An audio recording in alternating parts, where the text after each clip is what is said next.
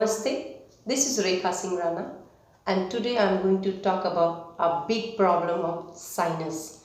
And everybody knows that there is no permanent treatment of sinus in allopathy, but there is permanent treatment of sinus in yoga and naturopathy.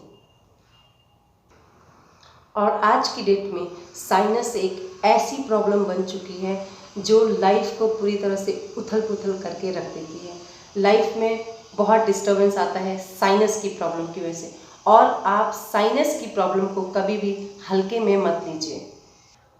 Sinus को अगर आप छोटा समझने लग गए तो आप बहुत बड़ी भूल करेंगे। साइनस को छोटा कभी भी समझने की गलती ना करें। ये एक ऐसी प्रॉब्लम है जो आपकी डे बाय डे आपकी लाइफ को, आपके रूटीन को पूरी तरह से तहस नहस करके रख देते हैं। तो आज हम जानेंगे कि साइनस एक्चुअली है क्या, उसके सिम्टम्स क्या है, उसके सॉल्यूशंस क्या है और उसके और प्रिकॉशंस क्या है जो आप उसमें ले सकते हैं। तो जानते हैं कि साइनस क्या है। साइनस आपके स्कल एरिया से लेके और नेजल एरिया तक जो खाली जगह होता है उसमें ऑक्सीजन रहता है, हवा भरी रहती है। बट अगर उसमें किसी भी तरह से मुकस चला जाता है या वहाँ पे स्टे हो जाता है, जर्म्स क्रिएट हो जाते हैं, कफ जम जाता है, तो वो साइनस क्रिएट करता है।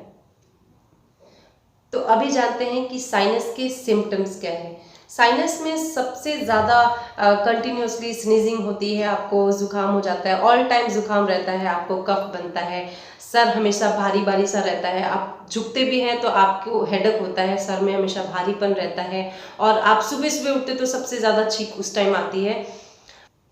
सर में हमेशा हैवीनेस फील होता है, हेडेक होता है, कभी कभी फीवर भी आता है साइनस की वजह से, और रात को सोते टाइम भी दिक्कत होती है, हमेशा कफ बनता है।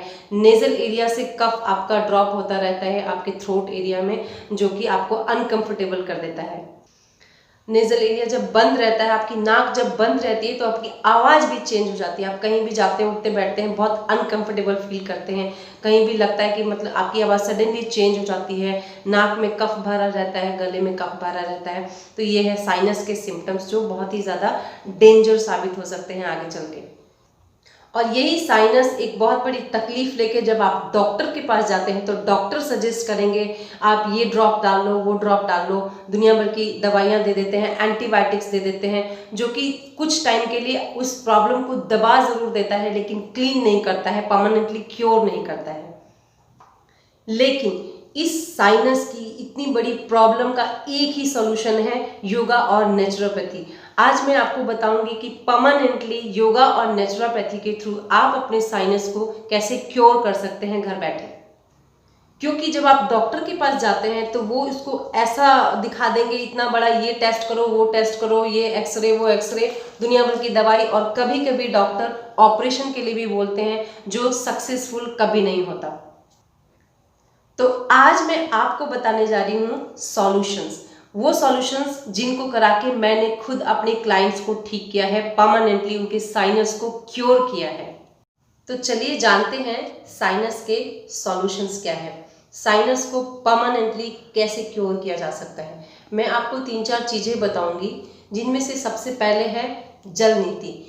योग की एक ऐसी क्रिया जिससे आप साइनस से छुटकारा परमानेंटली पा सकते हैं। योग की एक ऐसी क्रिया जो आप जिसके थ्रू आप अपने कफ को, अपने अंदर फंसे मुकस को क्लीन कर सकते हैं, साइनस को क्योर कर सकते हैं। और मैं आपको अभी एक इक्विपमेंट दिखाने जा रही हूँ जो इसमें बहुत यूज़फुल है आपके साइनस को क्लीन करने के लिए। अब वो ये है, ये आपको मार्केट में या ऑनलाइन कहीं भी आपको अवेलेबल होगा, आपको मिल जाएगा इजीली। इसके थ्रू आप अपने मुकस को, अपने साइनस के जर्म्स को, मुकस को, जो भी कफ आपके अंदर जमा हुआ है, जो सांस लेने में दिक्कत करता है, जो साइनस की प्रॉब्लम को क्रिएट करने में सबसे बड़ा जिसका रोल है, उसको क्लीन कर सकते हैं इस इक्विपमेंट्स के थ्रू। ये बहुत इंपॉर्टेंट है और कहीं भी आपको मार्केट में अवेलेबल होगा, ये मिल जाएगा। इसको करने का तरीका है, आपको गर्म पानी लेना है, ल्यूकवार्म वाटर, उसमें डालना है सॉल्ट। तो ये एक बन गया मेडिसिन। वो सॉल्ट वाला जो पानी है वो इसमें भरना है और आपको एक नाक से दूसरे नाक तक पास करना है। इसको मतलब आप एक नेजल में डालेंगे और दूसरे नेजल से इसको निकालेंगे, ठीक वैसे ही दूसरे नेजल से डालेंगे और दूसरे वाले नेजल में निकालेंगे। तो ये पानी जब पास होगा दोनों तरफ से तो आपके अंदर जो मुकस फंसा हुआ है, जो जर्म्स क्रिएट हो रखे हैं, वो क्लीन हो जाएंगे और आप सांस ले पाएंगे अच्छे से। और इसको करने का तरीका है कि आपको थोड़ा सा ऐसे झुकना है नेजल में, ऐसे जब आप डालेंगे अंदर की तरफ तो दूसरे नाक से ऑटोमेटिकली पानी निकलना शुरू हो जाएगा। यहाँ पे एक होल होता है नाक में जो दूसरी तरफ से पास करना शुरू कर देगा पानी को। बट मैं आपको सजेस्ट करूंगी कि इसको करने से पहले इंस्ट्रक्टर ज़रूरी है। फर्स्ट टाइम अगर आप इसको करने जा रहे हैं तो किसी भी इंस्ट्रक्टर के सामने कीजिए, अदरवाइज प्रॉब्लम हो सकती है। क्योंकि इसको करने के बाद एक योगाभ्यास है जो पानी को नीचे की तरफ लेके आता है, अदरवाइज पानी सिर पे चढ़ेगा और पूरे दिन सर भारी रहेगा। मैं आपको डरा नहीं रही हूँ, मैं आपको बता रही हूँ। आप चाहे तो खुद भी कर सकते हैं, कोई प्रॉब्लम नहीं है। ऐसा कुछ भी हार्ड एंड फास्ट रूल नहीं है कि आप इसको करेंगे तो कुछ हो जाएगा, लेकिन ये आपके साइनस को ज़रूर क्योर करेगा, ये मेरी गारंटी है। और जब आप इसको करेंगे तो आपका मुंह खुला हुआ रहेगा, क्योंकि ब्रीद आप मुंह के थ्रू लेंगे और नाक आपकी प्रोसेस में रहेगी। इस बात का जरूर ध्यान रखिएगा। दूसरा है प्राणायाम, अनुलोम विलोम।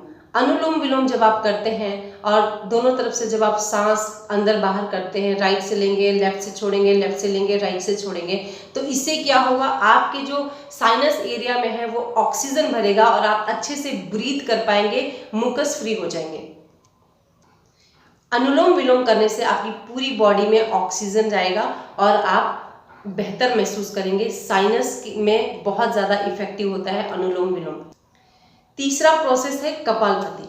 कपालभाति बहुत सारी चीज़ों के लिए कपालभाति के अनगिनत फायदे हैं, लेकिन एक जो सबसे बड़ा फायदा है वो ये कि आपके ब्रीदिंग में बहुत काम आता है। ब्रीदिंग, हमारे साइनस की वजह से भी ब्रीदिंग प्रॉब्लम हो जाती है, मुकस फंसा रहता है, कफ जमा रहता है, तो सांस लेने में भी दिक्कत होती है। तो उस चीज़ से आप छुटकारा पाएंगे। और जब आप कपालभाति करते हैं तो एक चीज़ का ध्यान रखिएगा, अपने साथ एक हैंकी रखिएगा। अगर आप बिगिनर हैं, अगर आप पहली बार कपालभाति कर रहे हैं या आप साइनस को ठीक करने के लिए कर रहे हैं, तो जब आप कपालभाति करेंगे तो आपके नाक से कफ निकलेगा, जिसको साफ करने के लिए आप हैंकी अपने साथ रखिए और वो बहुत हेल्प करेगा। कफ को निकालते रहना है। अगर आप कपालभाति में कफ करते हैं तो कफिंग होती है, तो कुछ लोग डर जाते हैं कि कफ निकल रहा है, मुझे कपालभाति नहीं करना है। डरिए नहीं, कपालभाति करते वक्त कफ निकलना लाजमी है। अगर किसी को साइनस बहुत ज़्यादा है तो कफ को आउट करने के लिए ज़रूरी है कि आप कपालभाति कंटिन्यूअसली करें। तीसरा प्रोसेस है भस्त्रिका। भस्त्रिका क्या होता है कि डीप ब्रीथ करना है और झटके से आउट करना है, डीप ब्रीथ करना है, झटके से आउट करना है। तो जब डीप ब्रीदिंग आप करेंगे तो आपको पूरे फेफड़ों में, आपके लंग्स में ऑक्सीजन भरेगा, जो आपके मुकस को निकालने में, आपके कफ को निकालने में बहुत हेल्प करेगा। और नेक्स्ट जो है, भस्त्रिका के बाद आपको करना है कपालभाति। जब आप करते रहते हैं तो आप कपालभाति करते करते अपने जो साइनस के कुछ प्रेशर पॉइंट्स होते हैं, जिनको अगर आप प्रेस करते रहेंगे तो कपालभाति करते करते भी उसका इफेक्ट दिखना आपको शुरू हो जाएगा। और वो प्रेशर पॉइंट्स है आपके फिंगर्स के टिप पे, आपके 10 फिंगर्स के पूरे टिप पे आपका साइनस का पॉइंट्स है। इसको दबाते दबाते भी आप कपालभाति करेंगे तो आप बेहतर महसूस करेंगे। और उसको ऐसे प्रेस करना है, आपके ये फिंगर्स हैं, ये आप सभी टिप पे आपके प्रेशर पॉइंट्स है, साइनस के टिप के ऊपर आपको प्रेस करते रहना है, इसको स्टिमुलेट करते रहना है। कपालभाति करते करते भी आप कर सकते हैं और टीवी देखते देखते भी कर सकते हैं। I mean, जब भी आप खाली टाइम में हो और नाक एकदम से आपकी बंद हो गई है साइनस की वजह से, तो जैसे ही आप ये टिप्स पे प्रेशर पॉइंट देना शुरू करेंगे, आपकी नाक खुल जाएगी और आप बेहतर महसूस करेंगे। तो ये थे मेरे साइनस के कुछ ऐसी चीज़ें जो मैंने आपको बताई है। इसको अगर आपने फॉलो कर लिया तो बिलीव मी, आप अपने साइनस से परमानेंटली छुटकारा पाएंगे, आप साइनस को क्योर कर पाएंगे। और नेक्स्ट जो आपको मैं बताने जा रही हूँ वो है कुछ प्रिकॉशंस। अब आपको प्रिकॉशन क्या लेना है खाने पीने में। सबसे पहले जिनको साइनस है, साइनस की प्रॉब्लम जिस किसी को भी है, उनको अवॉइड करना चाहिए ठंडी चीज़ों को। ठंडी चीज़ों से जितना आप दूर रहेंगे आप साइनस को ठीक करेंगे। और खट्टी चीज़ें, खट्टी चीज़ें आपको नहीं लेनी है। कुछ लोग साइनस होते हुए भी आप वो सोचते हैं कि मोटापा भी है तो मुझे कम करना है, मुझे नींबू खाना है, मुझे ये खाना है, वो खाना है। मत कीजिए। जिनको साइनस है उनको इन सब चीज़ों को सेवन नहीं करना है इस्तेमाल खट्टी चीज़ों का। नींबू हो गया, अचार हो गए, या कोई भी ठंडी चीज़, दही हो गई, इन सब चीज़ों को जितना आप अवॉइड करेंगे आप साइनस को जल्दी से ठीक कर पाएंगे।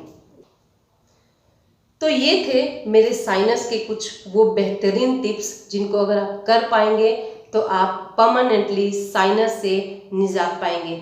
और इसको करते करते आप जो भी अपना रूटीन है आप फॉलो कीजिए। बट साइनस को अगर आपने क्योर कर लिया तो आप 50% प्रॉब्लम से बच जाएंगे, क्योंकि साइनस एक ऐसी प्रॉब्लम है जो अस्थमा को भी क्रिएट करेगी, आपके पूरे चेस्ट को प्रॉब्लम में डाल सकती है। सो बी केयरफुल।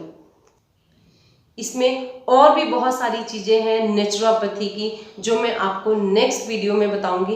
फिलहाल आप इतना ज़रूर कीजिए, अपने साइनस को क्लीन कीजिए और ये एक्सरसाइजेस करते रहिए। नेक्स्ट वीडियो में मैं आपको जल्दी बताऊंगी कि और आप क्या करेंगे जो बहुत इजी है आपके लिए, उसको करते हुए आप अपने साइनस को क्योर कर पाएंगे। और आज के लिए इतना ही। आई होप आपको ये वीडियो पसंद आया होगा, और अगर पसंद आया है तो आगे बढ़ाइए, सब्सक्राइब कीजिए, लाइक कीजिए, शेयर कीजिए। और आज के लिए इतना ही बहुत है। धन्यवाद। नमस्ते।